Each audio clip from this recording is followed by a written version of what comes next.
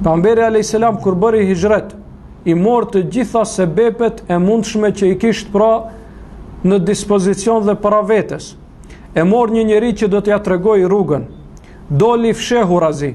Nuk shkoi me njëherë në drejtim të Medinës, sepse dinte se ata andej do t'i kërkojnë, po shkoi njëherë në drejtim të Jemenit dhe qëndroi 2-3 ditë në shpellë pra në drejtim të Jemenit.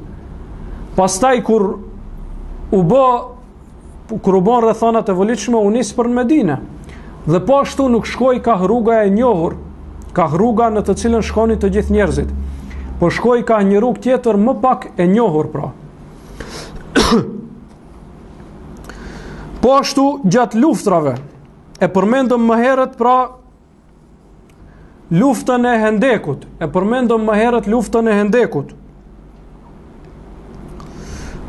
ku pejgamberi alayhis salam e ka bërë një hendek në luftën e Uhudit. Përmendet se pejgamberi alayhis salam i ka marrë 2 mburoja pra. I ka veshur 2 mburoja, 2 prazmore, jo një, po 2 i ka veshur. Po ashtu në luftë ka shku me armë, i kanë marrë gjitha armët që i kanë pasur në dispozicion. Kur ka ardhur në Medinë, ju ka thonë ensarve, ku e keni ju tregun? Ku është tregu juaj? I kanë thonë, ja Rasulullah, tregu është e jehudit. Pra, ekonominë e Medinës në atë kohë kanë kontrolluar jehudit. Pejgamberi alayhis salam i ka thonë, duhet ju të keni treg të veçantë, duhet ta keni tregun tuaj, të pavarësoheni ekonomikisht prej tyre. Sepse nëse je ekonomikisht i varur prej tij, do të thonë nuk e ke lirinë tënde komplet. Dhe kështu i mësoi pejgamberi alayhis salam.